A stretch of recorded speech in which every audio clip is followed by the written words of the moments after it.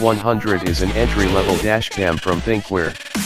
My experience with Thinkware so far has been at the higher end, with models such as the F800 Pro.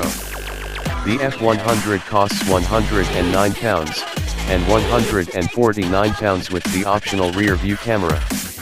Even so, it records full HD, and you can add GPS as well to capture your location alongside video footage. Thinkware reveals that the F100 SE has 2.12 megapixels and is made by Sony. But this is enough for the full HD resolution that is this dashcam's top mode, and, indeed, its only mode. Footage is recorded in MP4 format at 30 fps and 10 bit/SEC, which is a little low for full HD. On Amazon, the F100 bundle with rear view camera also includes a 16 GB micro SD card.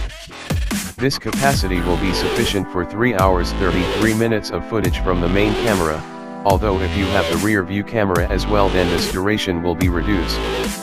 Like the F800 Pro, the F100 doesn't have a screen, so it will take a combination of guesswork and trial and error to ensure it's pointing in the right direction.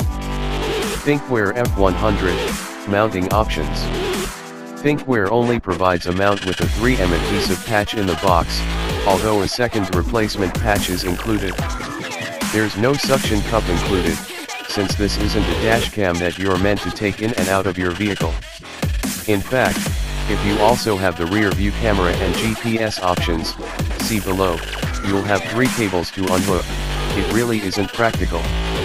Note, however, that the F100 is rather small and discreet, making it less likely to be noticed when installed in your car. There's a welcome attention to detail with the bundled mounting kit, which also includes 3 3M adhesive clips to help you route the cables neatly around your car windscreen. With the usual lengthy car power adapter cable supplied, these clips are very handy and something most dashcam manufacturers don't bother to include. But the adapter itself is permanently attached to its cable, which will be an issue if you want to use your car's cigarette lighter power plug for a sat-nav or lighting a cigarette, for example.